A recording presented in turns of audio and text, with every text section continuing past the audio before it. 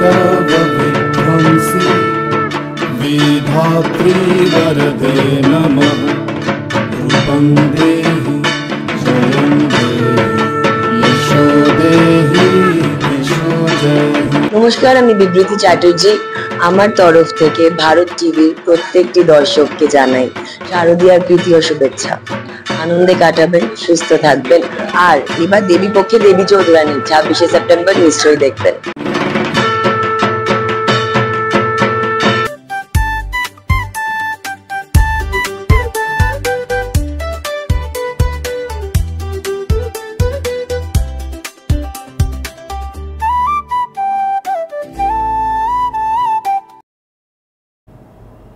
নমস্কার, ভারত টিভিতে আপনাদের সবাইকে স্বাগত।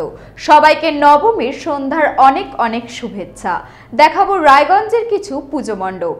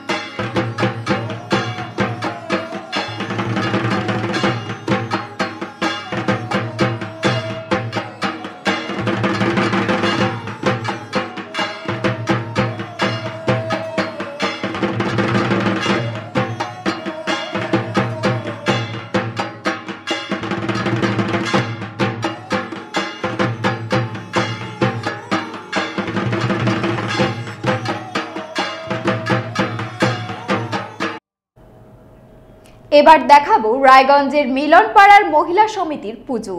সেখানকার কুমারী পুজোর সাক্ষী থাকলাম আমরা।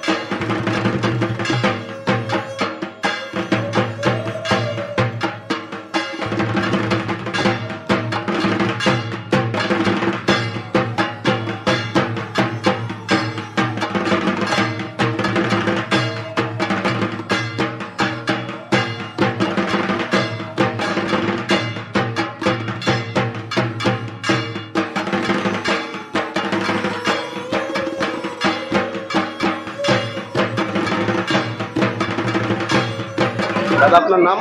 আমার নাম হচ্ছে রাধা মাধব সাহা এবং মূলত আমাদের এই পুজোটা মহিলারাই করে, আমরা পেছনে থাকি। আমি এই পুজো কমিটির একজন সদস্য। এটা মিলনপাড়া সার্বজনীন দুর্গোৎসব কমিটি। এখানে দেখা গেল যে কুমোরী পুজো, কত বছর থেকে কুমোরী পুজো হয়? 67 বছর ধরে এখানে কুমোরী পুজো হয়ে আসছে। কবে হয়েছিল এই কুমারী পুজো? 67 বছর আগে প্রথম কুমারী পুজো চালু হয়েছিল দুর্গাপুজোর সাথেই নবমী দিন। আর এই পুজোটা করতে পারা না, তখনও আমাদের পাড়ার সমস্ত মানুষেরা একসাথেই দুর্গাপুজো করতেন, মহিলা পুরুষ সকলে মিলে। এবং পরবর্তীতে আমাদের এখানে একবার বন্যা হয়েছিল 87 সালে, সেই সময় আমাদের পুরুষ মেম্বাররা একটু সমাজসেবার কাজে এগিয়ে গিয়েছিল, তখন মহিলারাই কাঁধের দায়িত্ব নিয়ে এগিয়ে এসেছিল পুজো করবার জন্য। তার থেকেই আমরা মহিলাদের উপরে পুজোর মেন দায়িত্বটাকে দিয়ে দিই, এইভাবেই চলে আসছে। এই কুমারী পুজোটা করার মূল কুমারী পুজো হচ্ছে একটা মাতৃশক্তির প্রতীক। এখানে প্রথম যখন বিবেকানন্দ বেলুর মঠে এই মাতৃশক্তিকে আরাধনা করেছিল, সেটাকে ফলো করে পরবর্তীতে চালু হয়েছে। আমরাও সেটা মাতৃশক্তিকে সম্মান জানাই, মাতৃশক্তি আরো জাগরিত হোক। আজকে বর্তমান সমাজে যে নারীদের প্রতি উচ্ছৃঙ্খলতা, যে অত্যাচার চলছে, তার প্রতিবাদ জানারও একটা মাধ্যম আমরা বলতে পারি কুমারী পুজো আমাদের এখানে। অন্য সময় তো অষ্টমীর দিন এই পুজোটা হয় কুমারী পুজো সাধারণত। হ্যাঁ নবমীর দিনে কেন? হ্যাঁ, অন্য অন্য জায়গায় অষ্টমীতে হয়, কিন্তু আমাদের এখানে 67 বছর আগে যিনি প্রচলন করেছিলেন গিরিবালা ভৌমিক, তিনি নবমীতেই প্রচলন করে আসছেন। এবং তখন থেকে একটা তিথি ছিল, শুনেছি যে নবমী তো করা যেত, সেই সময় থেকে এটা হয়ে আসছে নবমী। এই কুমারী পুজো করার কোনো কিছু একটা বার্তা রয়েছে?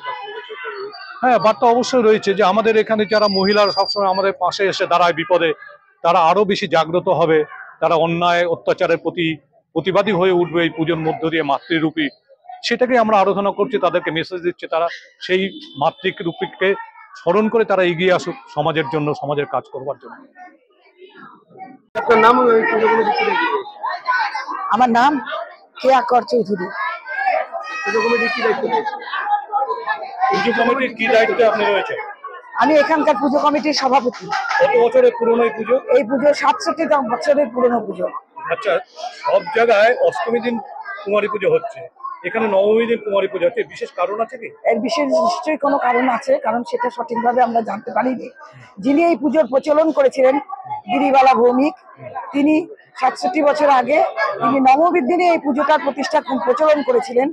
তারপর তিনি গত হবার পর যাদের হাতে তিনি দায়িত্ব দিয়ে গেছিলেন, সেই নবমী পুজোর দিনই সেই ধারা অনুসরণ করেই আমরা ঐতিহ্যপূর্ণভাবে এই নবমী পুজোর দিন আমরা কুমারী পুজো করে থাকি। কুমারী পুজো করাটার উদ্দেশ্যটা কি? কুমারী পুজো করার উদ্দেশ্য অনেকগুলো আছে। তার প্রধান উদ্দেশ্য হলো যে জাতির, আমরা জানি যে সবাই জানি যে বেলুর মঠে প্রথম স্বামী বিবেকানন্দ এই কুমারী পূজার প্রচলন করেছিলেন। কেন করেছিলেন? বিভিন্ন জাতি, ধর্ম, বর্ণ, উচ্চ নীচ সমস্ত কিছু ভেদাভেদ যাতে মুছে যায়, তিনি সমস্ত ধর্ম এবং বর্ণের এবং বিভিন্ন বয়সের মহিলাদের তিনি পুজো করেছিলেন। তারপর সে কেন করেছিলেন? যাতে সমাজ থেকে সমস্ত রকম বিদ্বেষ মুছে যায়, সমস্ত রকম কলুষিত যা কিছু তার অপসারণ ঘটে, এবং দুর্গাপুজোর দিন যেন সবাই হাতে ধরে আমরা কাঁধে কাঁধ মিলিয়ে সমবেত হয়ে পুজো করেছি। আমি আসছি এর পরের প্রশ্নে। বর্তমান সমাজে এটার একটা বিশেষ গুরুত্বপূর্ণ ভূমিকা রয়েছে, সেটা হলো যেটা আমরা বলি যে উইমেন এম্পাওয়ারমেন্ট। উইমেন এম্পাওয়ারমেন্ট যেটা, দেবী দুর্গা হলো হচ্ছে তার একদম প্রকৃষ্ট উদাহরণ। তিনি আমাদেরকে পথ দেখিয়ে গিয়েছেন, তারই শক্তিতে বসুর বধ হয়েছে। কাজেই আজকালকার দিনের মহিলাদের, নারীদের জাগ্রত হতে হবে। তাদের ভিতরে যে সমস্ত রকম শক্তি আছে অসুরকে পরাজিত করার, অন্যায়কে পরাভূত করার, এটাই তার প্রকৃষ্ট উদাহরণ। সমাজ ব্যবস্থায় আমরা দেখতে পাচ্ছি বিভিন্ন জায়গায় নারী নির্যাতন, নারীদের অপমানিত, লাঞ্ছিত হতে হচ্ছে। এই মুহূর্তে কি আপনি মনে করছেন যে এই মাতৃশক্তির জাগরণ হওয়া দরকার? অবশ্যই। তার জন্য কুমারী পূজাকে আরো বেশি অবশ্যই কুমারী পূজাকে আরো বেশি করে ছড়িয়ে দেওয়া উচিত, মাতৃশক্তির জাগরণ হওয়া উচিত, এবং সমস্ত নারী শক্তিকে তাদের নিজেদের তৈরি হতে হবে যেন সমস্ত শক্তি দিয়ে তারা সমস্ত অন্যায়ের এবং যে সমস্ত জুলুম হচ্ছে তার বিরোধিতা করতে পারে, তার প্রতিকার করতে পারে, তারা নিজেরাই যেন রুখে দাঁড়াতে পারে। সেই শক্তির জাগরণের জন্য কুমারী পুজোর সর্বত্র প্রচলন হওয়া প্রয়োজন আছে বলে আমি মনে করি। এখানে পুজোতে আমরা দেখি যে পুরুষদের আধিপত্যটা একটু কম রয়েছে এবং মহিলারা এগিয়ে এসে পুজোটাকে করে। এই পুজোটার মহিলাদের অগ্রণী ভূমিকা নেওয়ার কারণটা কি আছে? এখানে মহিলাদের অগ্রণী ভূমিকা হচ্ছে যে আগে পুরুষেরা পুজো করতেন, এখানে বিশেষ কোনো কারণে হয়তো এখানে কোনো শৃঙ্খলার বা কোনো কিছুর একটা অভাব হয়েছিল, সেই কারণে এখানে সেই সময় তারা মহিলাদের হাতে তুলে দেন। শুধু এটা মহিলারাই করতে পারেন না, মহিলার সঙ্গে সঙ্গে সবাই মিলে এখানে এগিয়ে এসে হাতে হাত দিয়ে, কাঁধে কাঁধ মিলিয়ে প্রত্যেকটি মানুষ এবং মিলনপাড়াবাসী সকলের সহযোগিতায় আমাদের এই পুজো সুন্দরভাবে সুষ্ঠুভাবে সম্পন্ন হয়।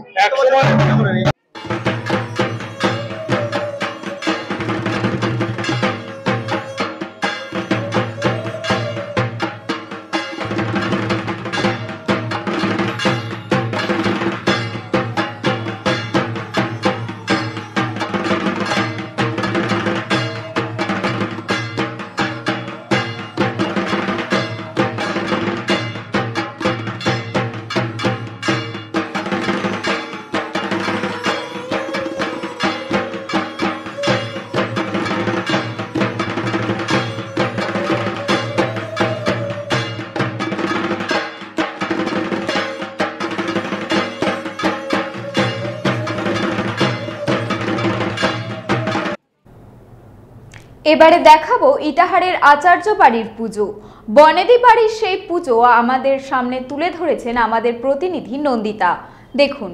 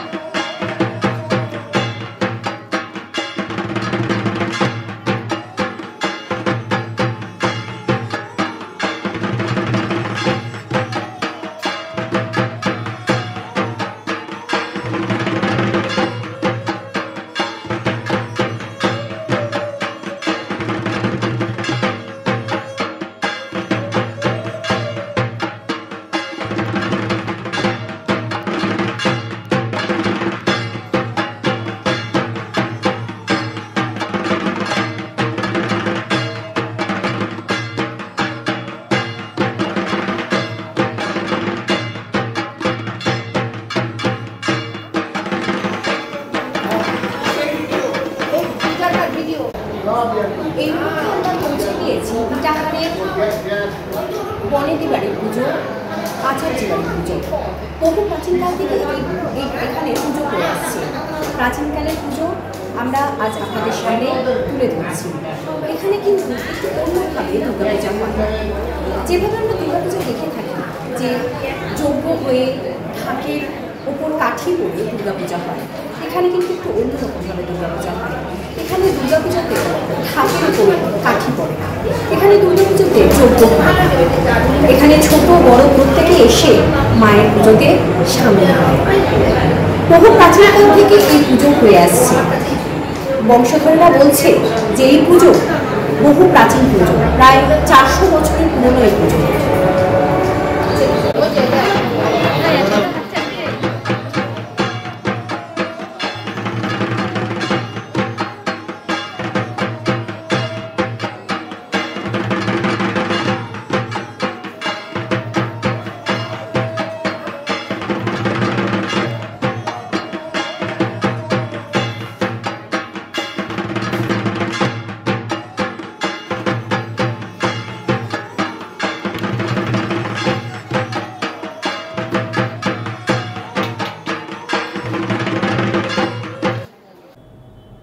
এবারে দেখে নেব ইসলামপুরের কিছু পুজো মণ্ডপ।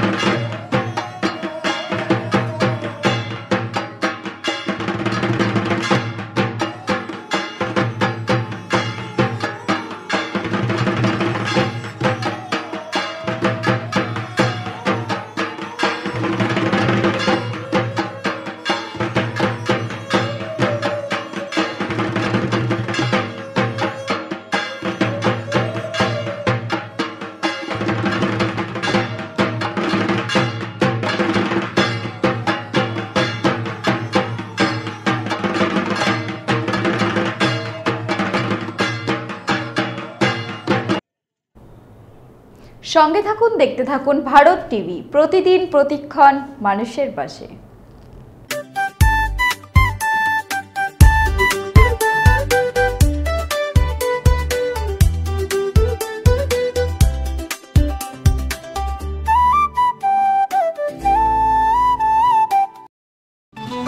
পুজোর আগের রেডিমেড পোশাকের মনকাড়া কালেকশন নিয়ে এবার হাজির রায়গঞ্জের বসন্ত স্টোর্স। একই ছাদের নিচে পেয়ে যাবেন লেহেঙ্গা, চুড়িদার, শাড়ি, ব্লেজার সহ ছোট বড় সবার মনের মতো পোশাক। তাই আর দেরি নয়, আজই আসুন বসন্ত স্টোর্সে। আমাদের ঠিকানা বিধাননগর মোড়, NS রোড, রায়গঞ্জ, উত্তর দিনাজপুর।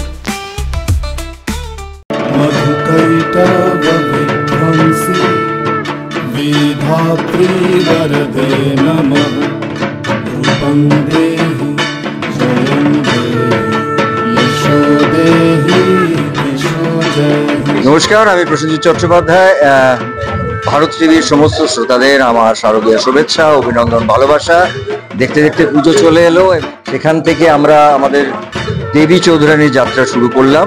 আমাদের এন্টার টিমের তরফ থেকে আপনাদের সবাইকে, ভারত টিভির সমস্ত শ্রোতাদেরকে শারদীয় শুভেচ্ছা, অভিনন্দন এবং অনেক অনেক ভালোবাসা। পুজোটা খুব ভালোভাবে কাটাবেন, সে মানুষকে আনন্দ দেবেন, আনন্দে রাখবেন, আনন্দ নেবেন।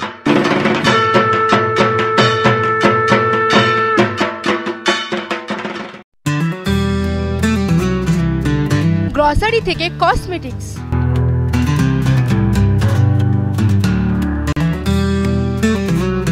আপনার যে কোনো প্রয়োজনীয় জিনিস পেয়ে যাবেন একই ছাদের তলায়। আমাদের ঠিকানা LIC মোড়, রায়গঞ্জ, উত্তর দিনাজপুর।